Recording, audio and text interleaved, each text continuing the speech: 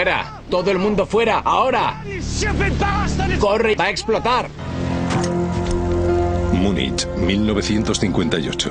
23 muertos, entre ellos algunos de los mejores deportistas del mundo. Y éramos un gran equipo. No podíamos tener una tripulación mejor para el equipo del Manchester United. 105, V1. La tripulación no había descongelado las alas. Los pilotos saben lo que hacen, chicos.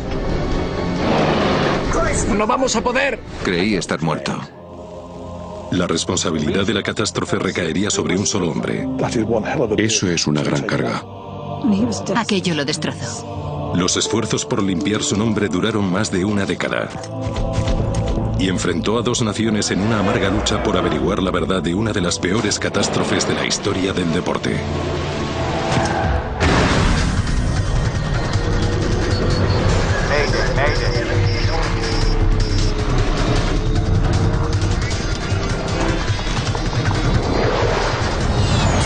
Mayday, catástrofes aéreas. Esta historia es real, está basada en informes oficiales y declaraciones de testigos. Se han modificado algunas escenas por motivos audiovisuales. El desastre aéreo de Múnich. 6 de febrero de 1958, aeropuerto de Múnich, Alemania Federal. Un piloto británico se preparaba para llevar de vuelta a casa a un grupo muy especial de pasajeros. El equipo de fútbol del Manchester United. En los años 50 eran los deportistas más famosos del planeta. En el estadio de Wembley, todo el mundo, desde la reina hasta el hincha más antiguo, están muy nerviosos. El Manchester United era probablemente el mejor equipo del país. Me uní al club en diciembre del 57. Harry Gregg era el portero estrella del equipo. Embarcamos en el avión. Era un charter, un vuelo charter. Éramos un gran equipo. Tras jugar un importante partido en Yugoslavia, el equipo se había clasificado para las semifinales de la prestigiosa Copa de Europa. El avión tenía que hacer escala en Múnich porque no podía hacer el trayecto Belgrado-Manchester sin parar a repostar. Los 21 jugadores y el resto del equipo viajaban por todo lo alto. Iban en el Airspeed Ambassador de la British European Airways, un avión bimotor que también se conocía como Elizabethan. El capitán era James Thane, de 36 años de edad. Había sido piloto en la Real Fuerza Aérea Británica y tenía una impecable hoja de servicio. Era un hombre extraordinario. Era muy recto y honrado. Y tenía una fuerte personalidad.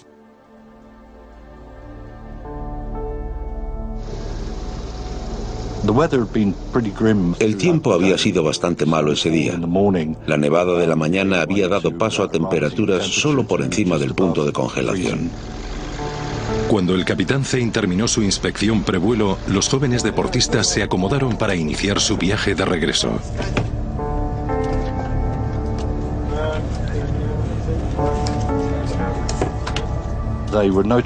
Formaban un buen equipo gracias a su entrenador Matt Busby. Querría que los chicos pudieran dormir bien durante la noche. Había formado un equipo con jugadores relativamente jóvenes y por eso se les conocía como los Busby Babes. Los Busby Babes empiezan el segundo tiempo con fuerza. Éramos un equipo joven y estupendo y me siento muy orgulloso de haber formado parte de él. Chicos, os daré la oportunidad de recuperar vuestro dinero cuando despeguemos, ¿vale? Con el equipo viajaban 11 de los mejores periodistas deportivos de Inglaterra con muchas ganas de escribir sobre los últimos éxitos del Manchester United. También iban a bordo algunos pasajeros yugoslavos que viajaban a Inglaterra. En total había 38 pasajeros en el avión. ¿Cómo está todo ahí fuera? La acumulación de nieve es mínima, no es necesario quitarla. Vámonos a casa. Encantado. El copiloto de 38 años, Kenneth Raymond, había sido piloto en la Segunda Guerra Mundial. También era capitán de Elizabethan y llevaba más tiempo que Thane en la aerolínea. Los dos eran pilotos con mucha experiencia. El equipo del Manchester United no podía haber tenido una mejor tripulación de vuelo. Eran muy buenos amigos y evidentemente eran capitanes los dos, así que volaban juntos bastante a menudo. Raymond y Thane habían acordado que en este vuelo se intercambiarían los asientos. Como el capitán Raymond iba a pilotar el avión y estaba acostumbrado a pilotar en el asiento de la izquierda, ahí es donde se sentó, en el asiento de la izquierda. Filtro y mando de gases abiertos, conducto intercomunicador cerrado. Iba en contra de la política de la compañía que establecía que el comandante siempre debía ir en el asiento izquierdo. Sin embargo, era una regla que se infringía con frecuencia. Apertura de aceleradores y mandos de gases, 2,5 centímetros. Filtro de aire y RAM lateral. Filtro de aire y RAM lateral. Sistema de ignición apagado. Sistema de ignición apagado.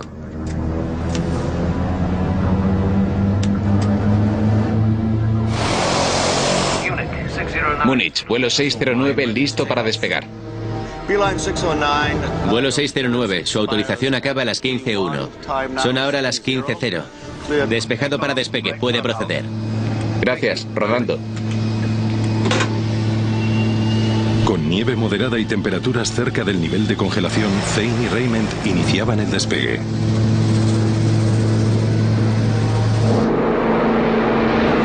Máxima potencia.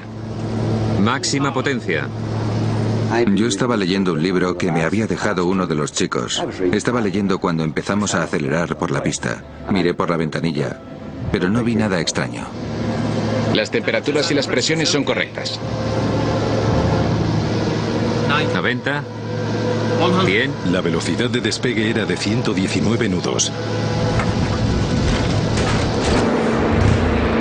Abortando despegue. De repente las ruedas se plegaron y se volvieron a desplegar y el avión empezó a patinar y quedó atravesado en medio de la pista. Lo siento, el motor ha sobreacelerado. 609, despegue abortado. Torre, por favor, repita. Despegue abortado. ¿Podemos dar marcha atrás? Cambio. Sobreaceleración del motor. Creo que sí, sí. El problema fue la sobreaceleración que tuvo ese motor en particular y ese avión en concreto. Era un motor Bristol Centaurus, que son propensos a eso, sobre todo en aeropuertos que están a grandes altitudes. Así que uno de los problemas fue que la aceleración fue demasiado rápida. 609, autorización para retroceder. El Elizabethan retrocedía hasta la cabecera de la pista para hacer un segundo intento de despegue. He de reconocer que aquello no me preocupó en absoluto. Era otra aventura para un chico joven como yo, y por entonces no tenía miedo a volar. Múnich, vuelo 609. Cuando lleguemos al final de la pista volveremos a despegar. ¿Sigue despejada? 609, la pista sigue despejada.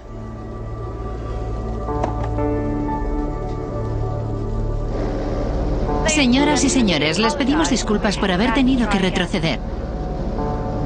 Volvimos a la cabecera de la pista, nos sentamos y el avión volvió a acelerar. Aceleró a lo largo de la pista y esta vez presté más atención.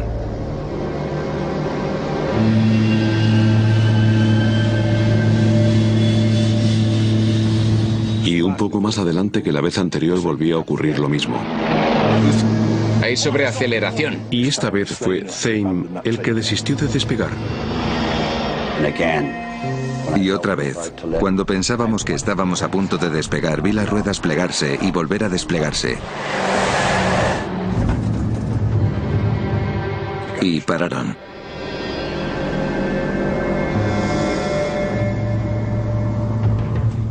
Múnich, vuelo 609. Abortando de nuevo despegue. Recibido, permiso para retroceder en pista. Y entonces el piloto dijo: Les pedimos disculpas, hemos tenido un problema técnico que estamos intentando arreglar. Vamos a volver a la terminal para revisarlo. No hay motivo de alarma y esperamos estar en el aire en breve.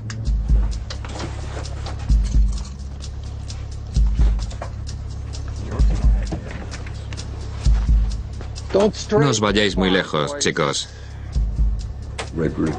Volvimos a la terminal y todos fuimos al bar. Bill Black, el ingeniero de estación, había visto los dos intentos de despegue y evidentemente fue al avión, se metió en la cabina de mando y preguntó: ¿qué ocurre? ¿Por qué no han despegado? Hemos tenido una sobreaceleración de motor que ha sobrepasado 60 esta vez. Dijeron que era un fenómeno bastante común en el motor del Elizabethan por la altitud de Múnich. Dijeron que no era motivo de alarma y que les había aconsejado que al acelerar, si experimentaban sobreaceleración, abrieran lentamente el mando de gases, redujeran potencia y volvieran a acelerar hasta alcanzar máxima potencia gradualmente. Pasajeros del vuelo BA609, procedan a embarcar, por favor.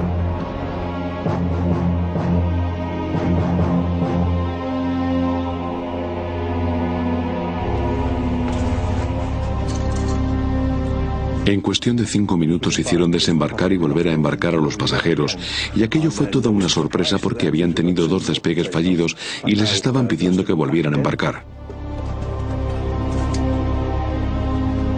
Si alguien hubiera dicho, esto es una locura, yo no vuelvo al avión, habría tenido muchos seguidores, pero así es la naturaleza humana. ¿Quién tiene tanta fuerza moral? ¿A quién le gusta reconocer que tiene miedo?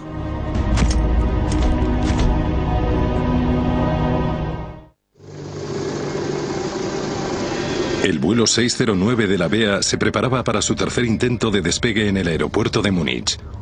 El avión que llevaba al equipo del Manchester United había llamado mucho la atención en el interior de la terminal.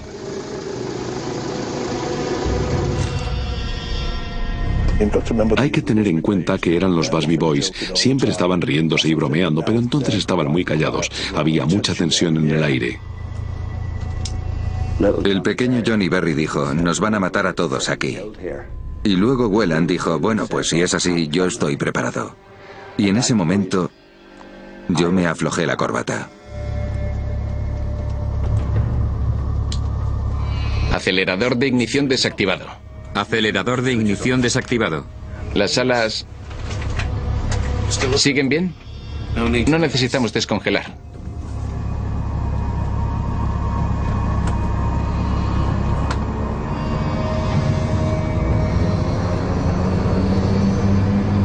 Torre de Múnich. Vuelo 609 listo para despegue. Cambio. Vuelo 609. Cancelaremos autorización si no despega a las 04. Hora actual 02. Recibido. Entiendo. Válida hasta 04. El capitán Zane tenía solo 2 minutos para que expirara su tiempo de despegue. Si el tercer intento fracasaba, el vuelo podía cancelarse y sus famosos pasajeros se quedarían en tierra alemana.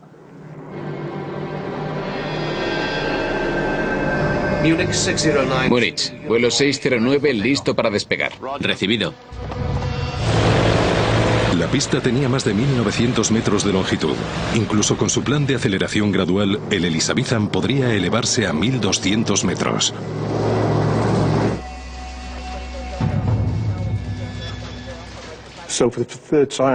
Así que por tercera vez ese día colocaron el avión en la cabecera de la pista, recibieron la autorización para despegar y se volvieron a poner en marcha. Máxima potencia. Máxima potencia. Las temperaturas y las presiones son correctas. Aceleración gradual. Notaron un poco de sobrecarga en el motor, por lo que retardaron ligeramente la aceleración y fueron acelerando gradualmente. Máxima potencia de nuevo. Los 2 motores aceleraban de forma pareja. Estaban listos para el despegue en pista. Todo parecía correcto. Los pilotos saben lo que hacen, chicos. Creo que en ese avión había gente mucho más asustada que yo.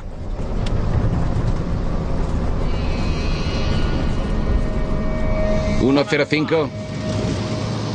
V1. Velocidad 1 es la velocidad en que el despegue ya no se puede abortar de forma segura, el punto de no retorno. Raymond estaba esperando. Esperaba que Zane dijera 119 nudos, que es igual que decir V2. A 119 nudos el avión podía ganar altura. Pero algo no fue bien. Y de repente perdieron velocidad. No vamos a poder.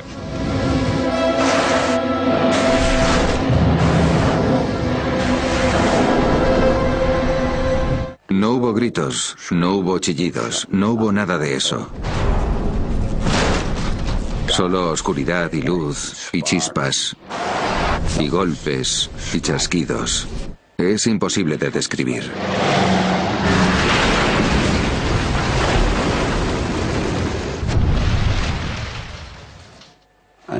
Y luego una oscuridad total. Yo creí estar muerto.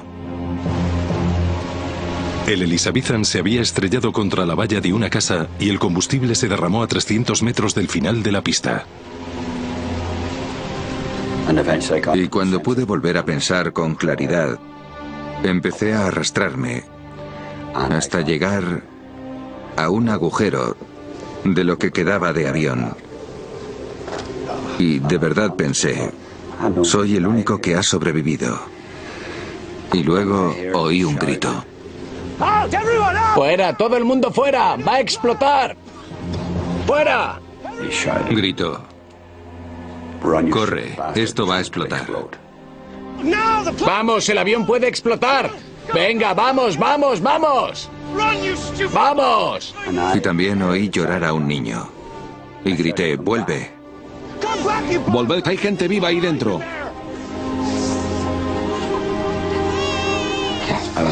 Volví a entrar por el agujero y encontré al niño.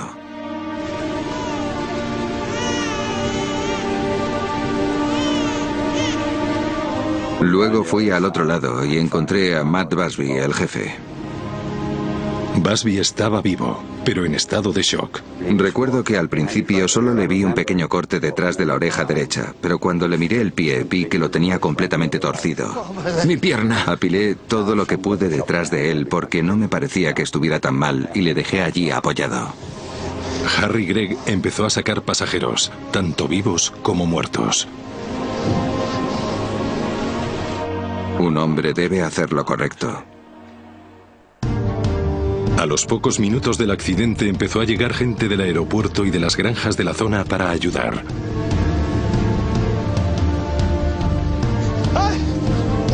El copiloto está atrapado ahí dentro. ¿Podéis ayudarle? Dos hombres alemanes subieron al ala y sacaron de entre los escombros a Kenneth Raymond. Estaba mal herido. Murieron 21 personas. 7 eran jugadores del Manchester United. El capitán, el secretario y el entrenador también murieron. Otros 7 miembros del equipo también resultaron gravemente heridos. El entrenador Matt Busby estaba en situación crítica. El Manchester United, uno de los mejores equipos del mundo, quedaba destrozado. Todo empezó maravillosamente bien y acabó horrorosamente mal.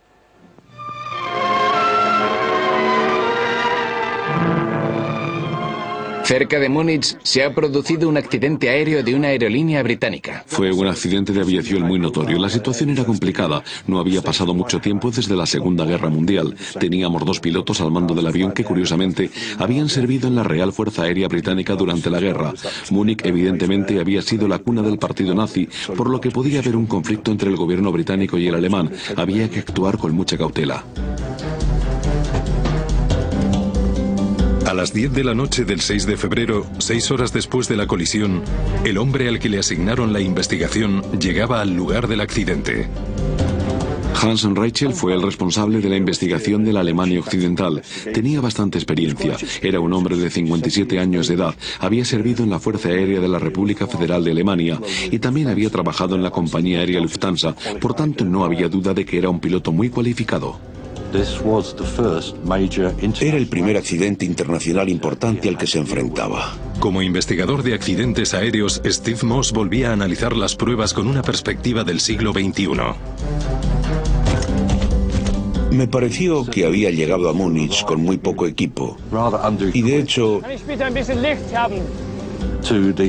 tuvo que pedir prestadas a un equipo de televisión unas luces para empezar sus análisis. ¿Podéis enfocar aquí, por favor? Evidentemente lo que más le importaba era averiguar si había habido hielo en las alas, así que empezó por eso y encontró hielo.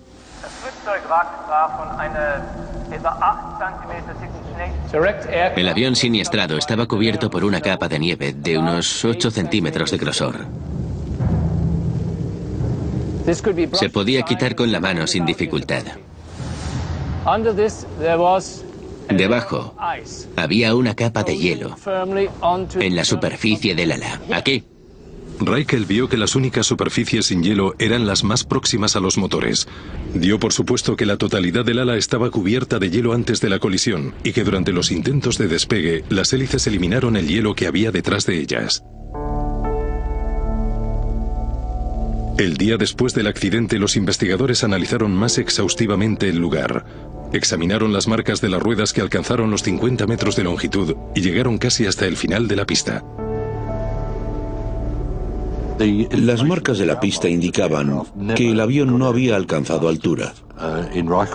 Y eso reforzó la idea de Raikkonen de que la causa del accidente había sido el hielo en las alas. Desde el momento en que se ha conocido la noticia, Manchester está de luto. Mientras millones de personas esperan ansiosamente recibir noticias de los heridos, el personal sanitario del hospital trabaja día y noche para salvarlos. Matt Busby está muy grave. Durante 2 días se ha debatido entre la vida y la muerte, ya que tiene uno de los pulmones totalmente destrozado. Pero hemos sabido que Matt ya se encuentra fuera de peligro. 6 de los 7 jugadores heridos se recuperaron. Pero el equipo perdió a una de sus grandes estrellas. Duncan murió. Creo que murió a los 10 días. Sí. Hasta la fecha, muchos recuerdan a Duncan Edwards como el mejor jugador de Inglaterra de toda la historia. El copiloto Kenneth Raymond también murió como consecuencia de una lesión cerebral. Máxima potencia. Máxima potencia. James Thane se quedaba solo y se enfrentaba a una avalancha de preguntas.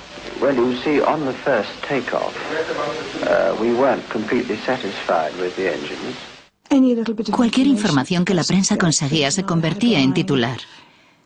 Fue algo implacable. Así que debió de ser muy duro para él. 2 días después del accidente, Raikkonen interrogaba a Thane. Tras el accidente, vimos que una capa de hielo duro cubría el alerón de estribor. Sin embargo, la parte de atrás de las hélices no tenía hielo. Cuando salí del avión después del primer intento, vi nieve derritiéndose en las alas, pero se podían contar los elementos de estructura del avión. ¿Cuál cree que fue la causa del accidente? Personalmente creo que se había acumulado una gran cantidad de aguanieve al final de la pista. ¿Por qué iba sentado en el asiento derecho?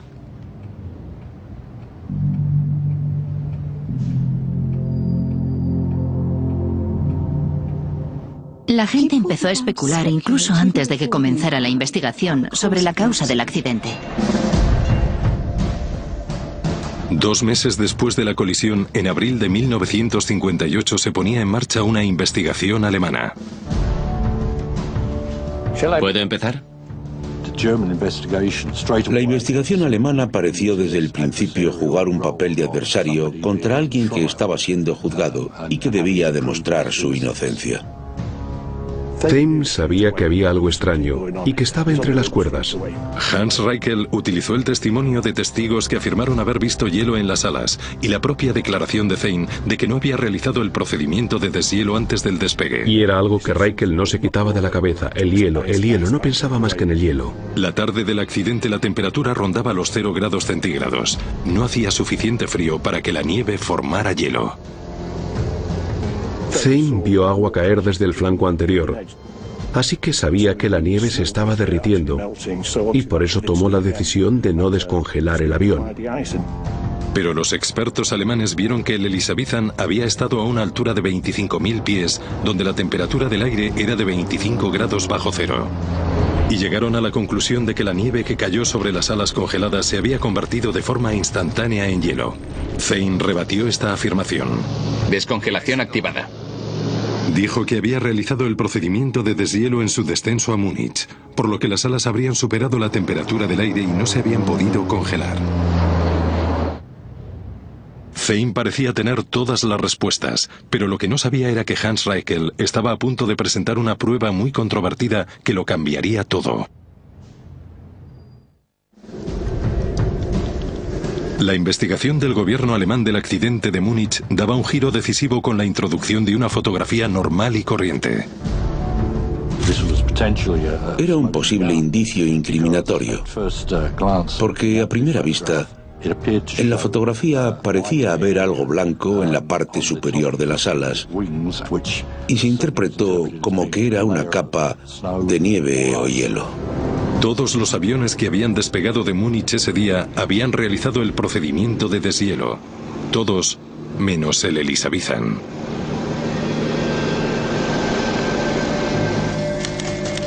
Para el investigador Hans Reichel, la decisión de la tripulación de no descongelar era la principal causa del accidente.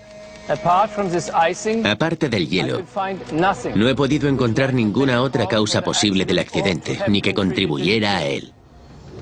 En cuanto a la casa que se encontraba al final de la pista, evidentemente era importante porque la aeronave se había estrellado contra ella. El impacto y la explosión hicieron que el accidente fuera todavía más mortífero. Pero las autoridades alemanas determinaron que, según la normativa, la casa estaba a una distancia adecuada del aeropuerto.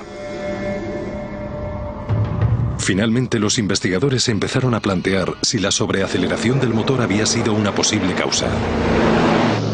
¡Vuelve a haber sobreaceleración! Descartaron rápidamente esa teoría. El problema de los motores no tuvo nada que ver con el accidente. Uno de los motores llevaba una especie de grabador de vuelo que indicaba que durante la aceleración los motores alcanzaron suficiente potencia para hacer despegar al avión. En marzo de 1959, un año después de la tragedia de Múnich, el gobierno alemán hacía público su informe oficial. Responsabilizaba del accidente a la flota del capitán James Zane.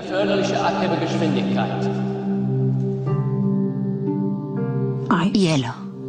Hielo en las alas, que según decían era anterior al accidente. Simple. La investigación alemana también sugería que al acceder a intercambiar asientos, vámonos a casa, el capitán Zane podía haber provocado confusión en cuanto a quién estaba al mando. Y dijeron que el capitán Zane era el único responsable de la muerte de 23 personas y de diezmar el equipo de fútbol del Manchester United. Y eso debe ser una carga horrible.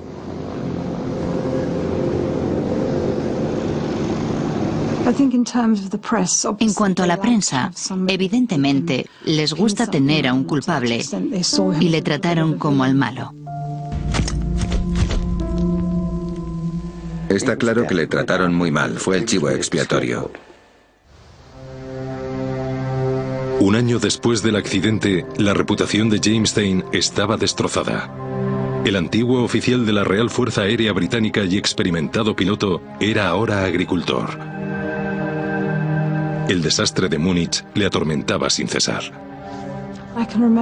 Recuerdo a mi madre y a mi padre horas y horas hablando de esto por las noches, porque mi padre estaba convencido de que había habido alguna fuerza externa que había afectado al despegue. Zane estaba seguro de que el hielo de las alas no había provocado el accidente y decidió iniciar una investigación por su cuenta.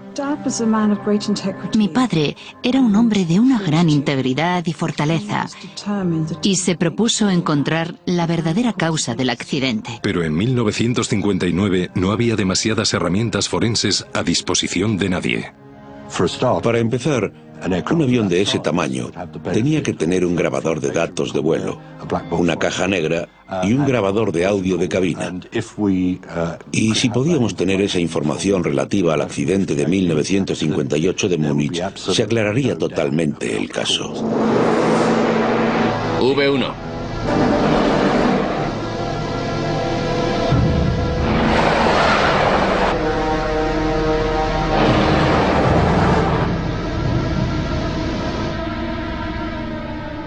Pero había otra cosa que sí. algo que Zane veía como la verdadera causa de la colisión: el aguanieve de la pista. Es como ir conduciendo por una carretera seca en invierno y de repente empezar a conducir en una zona con aguanieve. Terry Townsend de Canadian Aviation Electronics está especializado en el estudio de contaminación de pistas. En un vehículo se nota la resistencia de la nieve de inmediato, y lo mismo ocurre en un avión. Zane creía que ningún otro avión había tenido problemas con el aguanieve porque habían despegado en los primeros 2/3 de la pista. Como el Elizabethan había acelerado más lentamente por sus problemas de sobreaceleración, recorrió más pista cubierta de aguanieve. Se necesita más potencia cuando hay aguanieve. Zane averiguó que 9 años antes, un avión de TransCanada Airlines no había conseguido despegar en una pista con aguanieve de Vancouver. Se documentaron y averiguaron que un mínimo de 5 centímetros de aguanieve puede afectar negativamente a la velocidad de despegue que debe alcanzar el avión. El gobierno canadiense redactó una carta en la que alertaba a todas las aerolíneas: no es recomendable despegar en una pista con más de 5 centímetros de aguanieve. Dicha carta fue enviada también a la BEA, pero por alguna razón no tomaron ninguna medida y debieron de archivarla. El equipo de investigación alemán había descartado el aguanieve como posible causa e insistía en que había sido el hielo de las alas. Sin embargo, la investigación del capitán Zane reveló una increíble omisión. We quite fortuitously came across a witness who had made an inspection of the wreckage immediately after the accident. Karl-Heinz Seffer fue uno de los primeros en llegar al lugar del siniestro. Escaló hasta el ala para ayudar a sacar de entre los restos al copiloto Kenneth Raymond. Posteriormente sería interrogado por los equipos de investigación. Escalé hasta el ala derecha. No vi hielo ni en el fuselaje ni en el ala. Llevaba botas de goma. No había hielo, si no me habría resbalado. But when this report was read out to the first German Commission, only part of it was read out. That part which included the evidence that he couldn't find any ice was left out. Fue una trampa, fue intencionado. Zane tenía que ser el chivo expiatorio, tenía que haber hielo en el ala, no podía haber contaminación en pista. A pesar de las declaraciones del testigo y de los controladores de tráfico aéreo que también apoyaban la teoría del aguanieve. Vuelo 609. Su autorización acaba a las 15:01. Los testigos más cruciales habían visto el avión iniciar el despegue de forma formal. Aproximadamente a mitad de la pista vieron cómo el avión elevaba el morro, un procedimiento estándar. Pero luego lo vieron volver a la pista, algo que no debe ocurrir. Esa importante prueba también fue omitida en la investigación. Es bastante significativo que los controladores de tráfico aéreo que utilizaron como testigos fueran los menos expertos y que no llamaran a declarar a los veteranos. La única persona que testificó sobre el aguanieve de la pista fue el encargado del aeropuerto de Múnich. Dijo que había inspeccionado la pista y había visto que había aguanieve de menos de 1 centímetro de grosor. El aguanieve puede ser difícil de medir porque puede variar de forma significativa a lo largo de la pista. El aguanieve puede ser de 1 centímetro en un sitio y de 10 en otro. Así que tienen que recogerse varias muestras para obtener una media razonable.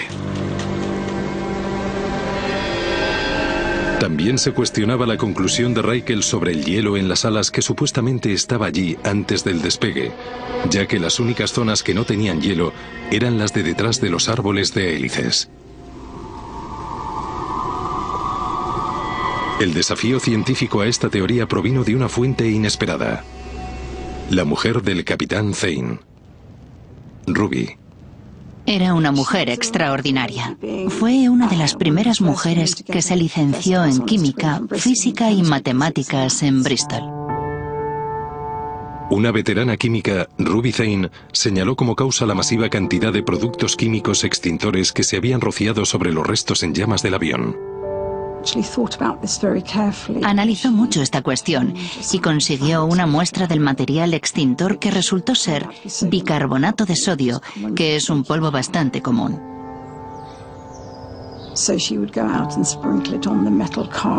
Así que lo roció en el coche para simular un ala de avión. Y vio que si se mezclaba con hielo y agua, se congelaba a menor temperatura de la que se registró en Múnich esa noche. Los bomberos dirigieron sus mangueras a los motores principalmente. El experimento de Ruby podía explicar por qué el hielo no se acumuló en esas zonas, pero sí en el resto del ala, en las horas posteriores a la colisión. Con nuevas declaraciones de testigos y pruebas científicas irrefutables, empezaba a aparecer la otra versión de la historia. Si había sido por el hielo en las alas, era culpa del capitán. Él sería el responsable. V1. Y evidentemente, si había sido por el aguanieve de la pista, la responsabilidad era del aeropuerto.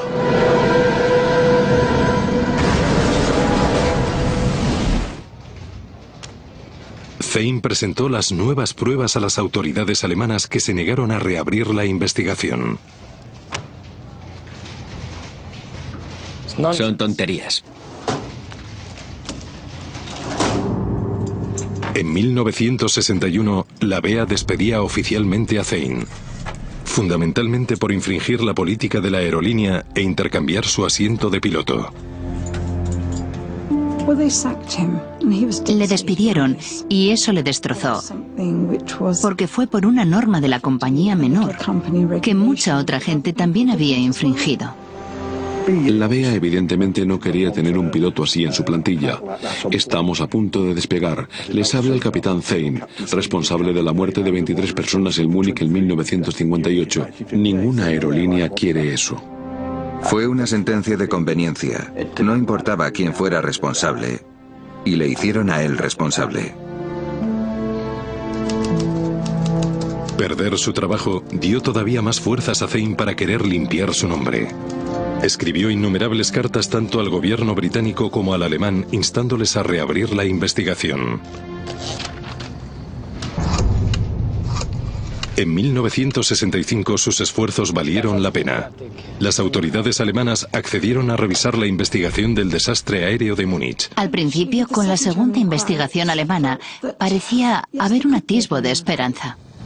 Esa esperanza se vio agitada por otra nueva investigación. Se están realizando pruebas con aguanieve en Bedford. La compañía Royal Aircraft Establishment realizó pruebas de aguanieve en un avión Elizabethan.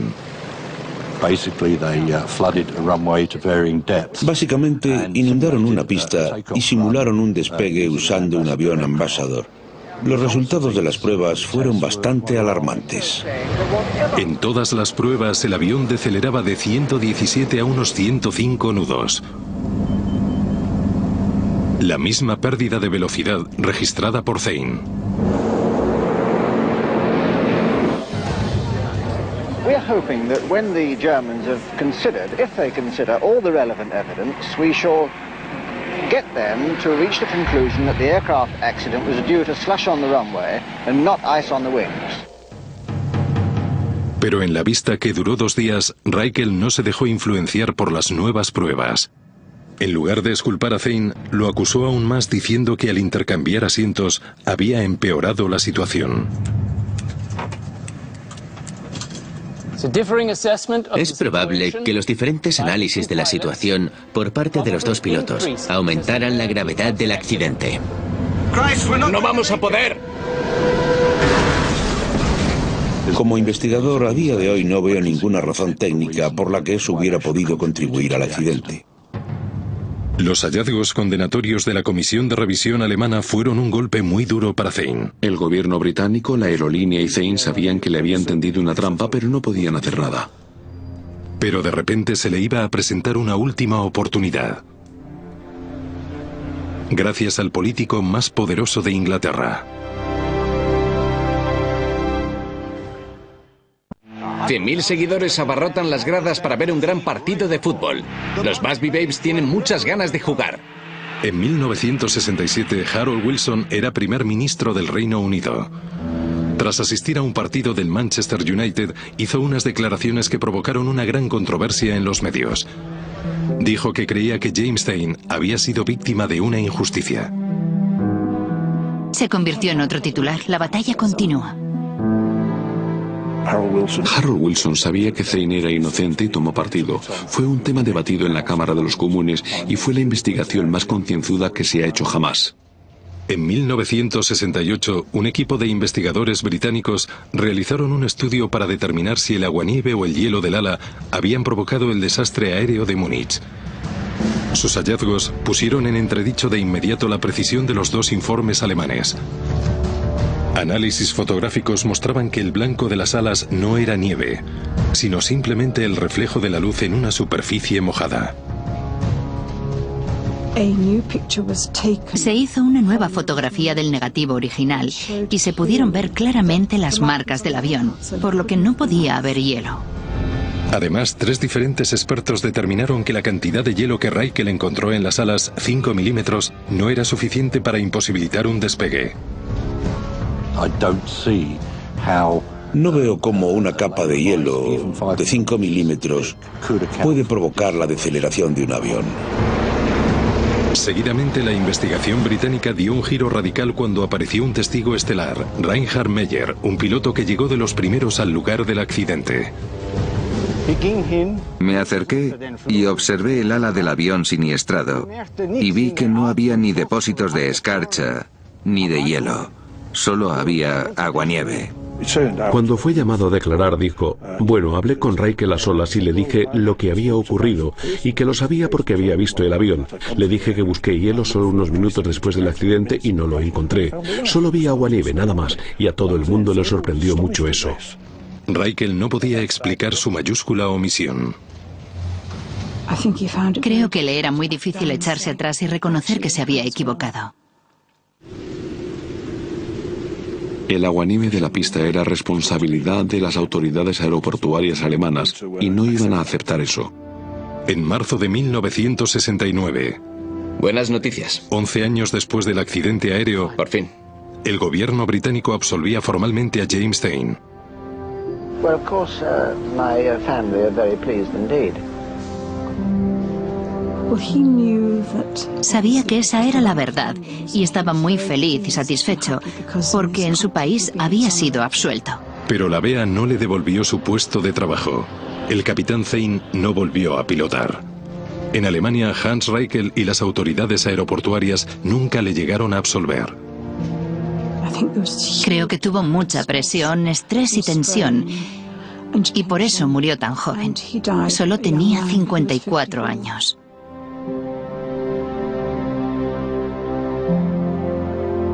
En Múnich hubo 23 víctimas y el capitán Stein fue la víctima número 24. 10 años después del accidente que acabó con la vida de 8 de sus jugadores, el Manchester United se convertía en el primer equipo inglés que ganaba la Copa de Europa. Por fin Matt Busby, el maestro del Manchester United, ha conseguido reunir a un equipo que puede ganar a los mejores de Europa. Una copa que pudieron haber ganado en 1958, de no haber sido por el desastre aéreo que destrozó al mejor equipo de fútbol que Inglaterra había tenido jamás. Harry Gregg siguió jugando en el Manchester United hasta 1967. Ahora con 70 y tantos años, recuerda con mucho cariño esa etapa. No suelo pensar en el accidente, pienso en el equipo del que formé parte. En unos jugadores maravillosos y llenos de energía, en unos periodistas estupendos y en un cuerpo técnico genial. Todo lo que nos rodeaba era bueno.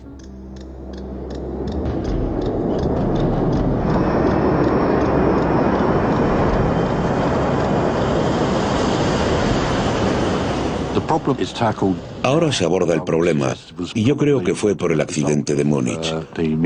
Las autoridades aeroportuarias abordan el problema de forma pero que muy diferente. Haciendo lo que hizo, probablemente salvó muchas vidas y evitó otros accidentes como el de Múnich. Así que, en ese sentido, tenemos que admirarle por lo que hizo esos 11 años. Mi madre solía decir que era un hombre de una gran integridad. Me dejó una nota en un libro que decía: la diferencia entre lo imposible y lo posible es solo la determinación que uno tenga.